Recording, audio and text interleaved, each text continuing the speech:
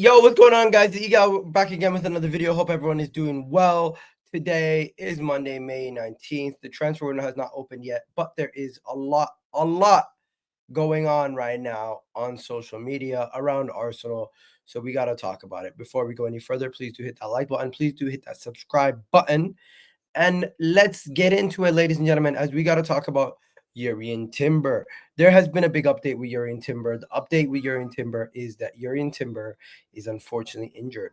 Arsenal cannot go without bad news for too long, so there always has to be some sort of bad news dropping within the next 24 to 48 hours. So here we go. The news comes from Sam Dean from The Telegraph. He reports that Jurriën Timber is set to undergo an ankle procedure. Arsenal's fullback has been managing his fitness issues in recent weeks, and the medical staff have decided that he needs to pursue he needs a procedure to address the problem, and it is unclear how long he'll be ruled out for. So there you go. There's the update on Jurriën Timber. Honestly, I'm not gonna lie to you guys, I am surprised that Jurriën Timber has played so many games this season for Arsenal, especially after back of coming off of only playing 2 games for Arsenal last year. He's played 30 league games for Arsenal this season. He's played 13 Champions League games. He's played 2 League Cup games, and not to forget that plus he had himself a reasonable preseason. So that right there just goes to show you Timber has had a good year for Arsenal. Very happy that he's been very involved in the team. And honestly, we're very fortunate because with the likes of Tomiyasu and Ben White both being injured, he's had to carry the load this season. Jurriën Timber is still only 23 years old, and he still has a very bright future. But unfortunately, he now is suffering his second injury that he's going to need some sort of surgery in his time at Arsenal. And hopefully these injury woes go away sometime soon, because it's just unfortunate that we continuously keep getting these injuries. Now, some people are going to blame Arteta, but in my opinion, it's tough to blame Arteta especially when you have a situation where you don't know the whole story. And also, he was really the only person we could speak about at that moment in time. Now, one of the biggest ITKs at Arsenal, one of the most well-known ITKs at Arsenal, has reported that the future with Leandro Trossard is uncertain, and Andre Berta has held talks with his camp, and they are very open to the situation.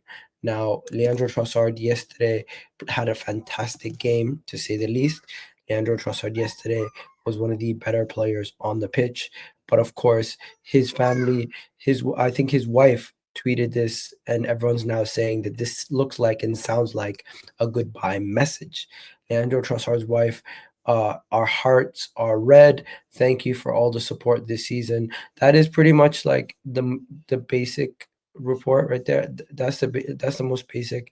But one second, there was another one. Here it is. Here it is. This one here. This one here is what had fans assuming that they're gone.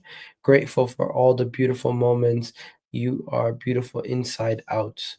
That stuff like that is just like stuff like that is just like where they say, "My twin forever love you." These kind of things is just where people are like, oh, assuming. You don't say these kind of things unless they're goodbye messages. So yeah, you got Leandro Trossard's spouse basically going around basically thinking. I think, you know what? Maybe we're reading too much into this. Maybe we're reading a little bit too much into it. But when you have when you have Hand of Arsenal coming out as one of the biggest ITKs reportedly saying this, you got to take it with a grain of salt. You gotta kind of understand. And I'm not gonna lie to you, I never disliked Leandro Trossard. I thought for 27 million pounds, I thought he was a fantastic signing. He's only on 90K a week, and he produces every single week. He's been one of our most consistent players, and fair play to him. He's come in at a difficult time where we were trying to win the league. He produced 15, 12 double-digit assists, and the next season double-digit goals. Him and Jorginho have been value signings for Arsenal, and for a budget signing, he's been one of our better budget signings in a long time. Now, Andre Berta is going to have a busy summer. He's going to try to get rid of the likes of Leandro Trossard, Zinchenko, Kivior, Marquinhos, Reece Nelson, Vieira, Lokonga, Tavares. There's a bunch of guys that need to be sold. But then we need to bring in some players and we need to sign some new contracts to the likes of Saka, Gabriel, Saliba, even maybe Martinelli. So Andre Berta's got a very busy hand and he has a very busy summer ahead of him. He has a lot of work to do, and let's see what we can do from here on out. Now, before we go any further, please do hit that like button. Please do hit that subscribe button, ladies and gentlemen. And let's just go on to the rest of the news. So, of course, Kieran Tierney, that is going to be his last game at the Emirates. Mikel Arteta, we had a few in the dressing room, probably going to be the last time they put on an Arsenal shirt at the Emirates. I've been there. Make sure we are close to them and thankful and grateful as well. So yeah, there you go. Kieran Tierney being one of those guys. You don't know. Kivior could be one of those guys. Trossard in the back could be one of those guys. There's news about Joan Garcia. Arsenal have been moving for Joan Garcia in the summer, but of course, there's also rumors that Barcelona and some other clubs are interested in him also. So it's going to be very interesting to see. However, the picture seems less clear right now as Garcia has been catching the eye of many other clubs. So we have to wait and see what happens with him. Thomas Partey is prioritizing to remain at Arsenal for another season. Partey is not staying. If Partey does not stay at the club, it is possible that Arsenal could target an additional midfielder along with Zubimendi, which I think is the right decision to do that. As a club, we should go for two midfielders if we're going to lose Thomas Partey. Max Dalman will be part of the first team next season. That is great news right there. We've already spoken about Timber. We've already spoken about some of these other things here. Mikel Arteta's press conference. Last night after the game, he had a lot to say, but there was one thing that caught my eye was Sky Sports. You had Paul Merson coming on Sky Sports after the game and saying, basically saying, for me, Arteta has got to be in the top two by Christmas, or else go for someone else. I'm not gonna lie to you. I don't think Arteta gets sacked by Christmas next year, and there's no evidence to say that we wouldn't be in the top two league positions, or at least challenging or close to challenging for the title next season. So I don't know why Paul Merson's going so hard at this moment in time. But hey, some people are gonna talk a little bit of shit after the season we've had. I understand we've not had the best of seasons. It's been quite poor, but even though it's been quite poor, surprisingly, guys like David Raya still in for the Golden Glove this season and could get that Golden Glove. Very, very interesting to see. We're gonna have to wait and see what happens from there. But before we go any further, please do hit that like button. Please do hit that subscribe button. We don't have to worry about the Champions League, but the Champions League is going to be very interesting to see who does get it out of Newcastle, Chelsea, Aston Villa, Man City, Nottingham Forest, because Eddie Howe yesterday reportedly spoke about Isak's potential future and him potentially leaving Newcastle, and he did not hold back. He said there is a massive possibility he could leave Newcastle, and he just doesn't know what's going to happen with his foreseeable future. So that right there could open the door for Arsenal to potentially get Alexander Isak.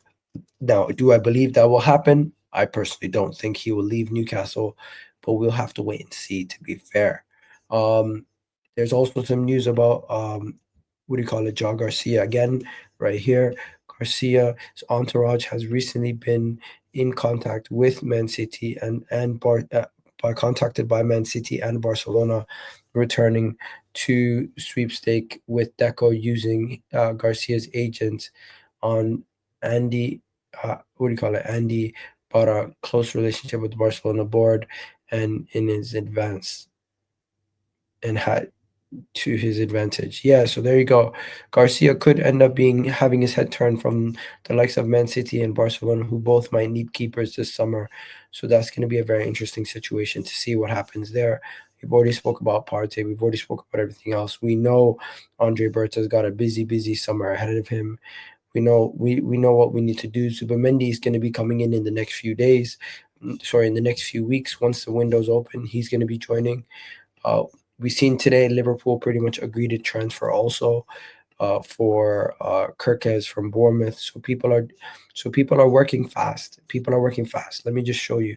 So people are doing their business fast this window. They're already trying to get their business through the door.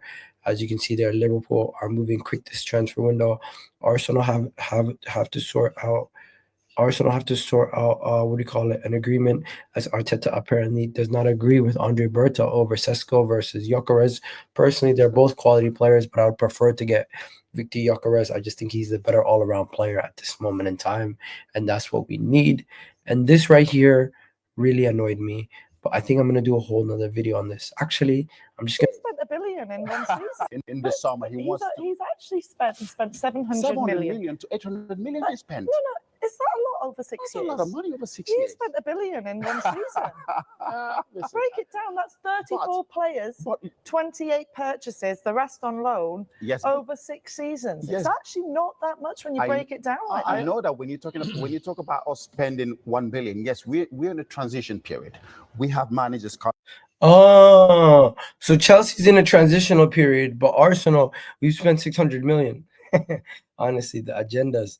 Imagine trying to go on TV with Twitter agendas. Honestly, it's laughable. But yeah, long story short, guys, that's just goes to show you, even the media, some of these guys are jokers. They're no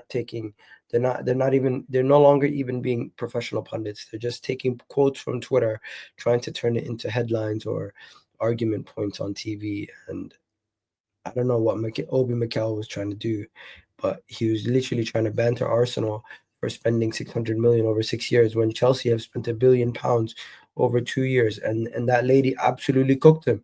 She was 100% right. She was 100% right, and Mikel straight doesn't know how to deal with the facts right there. I think she absolutely cooked him, and some people need to realize you can't cook Arsenal for not winning anything but a FA Cup in 6 years and spending all that money. We've clearly seen on-field improvement to the level where we're competing for the league year in, year out. I don't know what else to say. Guys are just going to talk shit. That's what they do. But hey, we're going to wrap it up here. Hopefully you guys enjoyed this video. Hopefully we catch you guys on the next one. Not much to talk about today. I'm not feeling so well, and unfortunately my son's sick too, so I'm going to have to deal with him. But hey, I'll let you guys go. Have yourselves a wonderful day. Hopefully no more bad news, and we catch you guys in the next show. Peace.